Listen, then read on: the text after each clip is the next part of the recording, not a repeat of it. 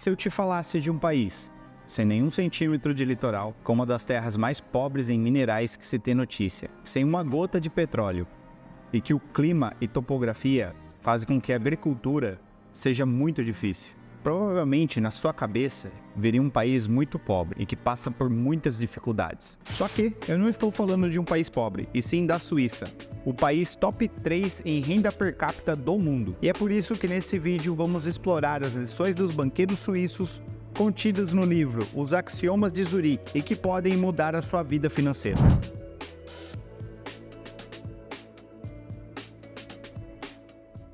Mas antes de começarmos, é importante você saber primeiro o que é um axioma. O axioma é uma sentença que não necessariamente é provada ou demonstrada, mas que ela é considerada como óbvia ou como um consenso entre as pessoas. Os axiomas contidos nesse livro são divididos entre 12 axiomas maiores e 16 axiomas menores. Mas aqui nós não vamos falar sobre os axiomas em si. Nós vamos abordar as 6 lições principais que podemos tirar desse livro. E para começar, vamos à primeira lição, que é a lição do risco. As pessoas se agarram à segurança como se ela fosse a coisa mais importante do mundo. Isso dá uma sensação de tranquilidade. No entanto, os axiomas de Zurique nadam na direção oposta. É fato que todos nós precisamos de momentos de tranquilidade, mas segundo o autor, é necessário que esses momentos fiquem reservados apenas para o descanso. O que ele quer dizer aqui é que, na verdade, não existe investimento sem riscos, e nem riscos sem preocupações. E você acaba perdendo oportunidades de investimentos justamente por aversão a risco. Ou pior, você acaba caindo em golpe de uma pessoa que promete um investimento com retorno muito alto e risco zero. Porém, ao investir é importante que você conheça o valor real do ativo, ou seja, o valor real de uma companhia que você está investindo na bolsa de valores. Dessa forma, você deve aprofundar os seus conhecimentos em saber ler os negócios de uma empresa, resultado e o potencial de crescimento desse mercado. É importante destacar que empresas que são consolidadas no mercado, no geral, além de ter um alto valor de mercado, elas ainda contam com pontos positivos como uma forte geração de caixa, relação amistosa com os acionistas, além de uma periódica distribuição de lucros e também uma boa governança corporativa. Agora vamos para a segunda lição que podemos tirar do livro, que é: atue sempre com uma margem de segurança. Segundo o axioma, nos lembra que investir não é um jogo de adivinhação. O valor intrínseco de uma empresa diz respeito ao seu valor interno, ou seja, o valor que não pode ser medido com precisão. Desse modo, os investidores que estão analisando uma empresa devem considerar uma margem nessa sua análise, para assim eles terem alguma folga para incluírem possíveis erros, mudanças de expectativas ou então uma disponibilização nova de informações. Ou seja, não é para você forçar a sua sorte, tentando espremer até o último centavo que você pode de valorização daquela empresa. E principalmente, não tenha medo de se arrepender. Se você definir um preço-alvo para aquela empresa, se mantenha no seu plano. Tentar ganhar mais por um momento de euforia é sua ruína. Reduzir a ganância é sucesso a longo prazo.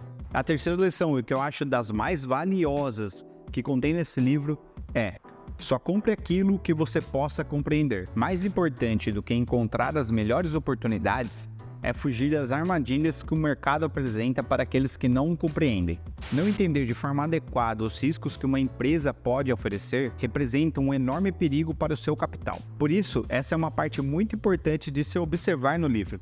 Se aprofundar e confiar nos fundamentos que permeiam a tese de investimento permite que o investidor se proteja das demais interferências externas e do movimento de subida e descida, que podem deixar os investidores menos experientes afobados. Agora, quando você adquire conhecimento no que você está investindo, podemos passar para a próxima lição, que é a lição de compre e abrace. O livro nos faz questionar a noção de que podemos prever os melhores momentos de comprar e vender. Em vez disso, ele nos encoraja a adotar a postura de compre e abrace, investindo com uma base lógica e mantendo o foco sempre no longo prazo. A ideia é evitar a tentação de seguir tendências passageiras. Quem aí conhece alguém que já comprou Magazine Luiza na época da euforia? Há uma crença no mercado financeiro que os investidores sabem exatamente o momento de comprar e vender algo ativo. Isso significa vender no ponto máximo de uma ação e comprar uma ação no seu ponto mínimo. Mas como dito anteriormente, isso não passa de uma crença. Somente o investidor que tem uma boa lógica da sua entrada e saída de posições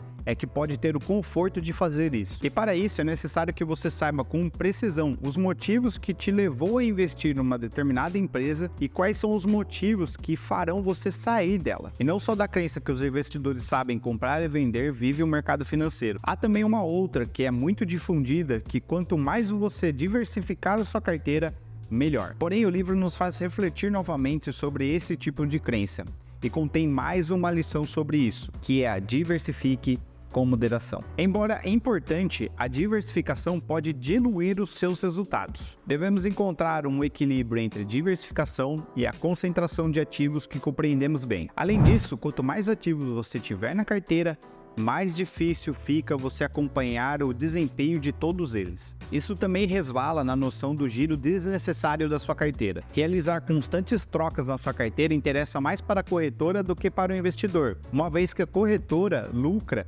com as taxas de negociação. Você, como investidor, só deve realizar tais trocas se os fundamentos que te levaram a investir em determinado ativo se perderam. E é exatamente nessa noção dos fundamentos que te levam a comprar nos ativos que contém a sexta lição, que é: desconsidere a opinião da maioria, pois provavelmente ela está errada. A melhor hora para comprar é quando todo mundo está gritando, quero vender. A melhor hora de vender é quando todo mundo está gritando, quero comprar. No entanto, o próprio autor admite: é difícil pensar quando todo mundo está gritando. A verdade é que temos a tendência psicológica de concordar com as pessoas ao nosso redor, mas isso pode ter efeitos nocivos à sua saúde financeira. Basta olhar ao redor. A maioria das pessoas não é rica. Assim, você não deve ir automaticamente nem contra, nem a favor da maioria.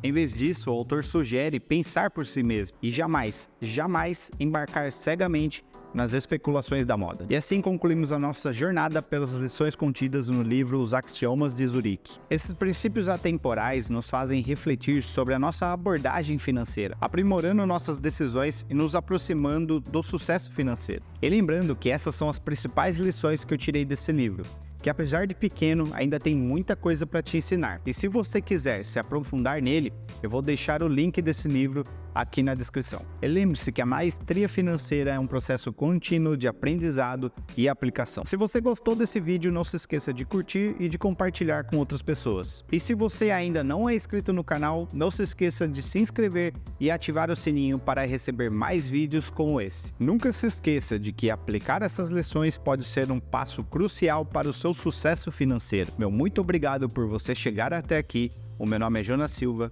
e esse é o Catarse Financeira.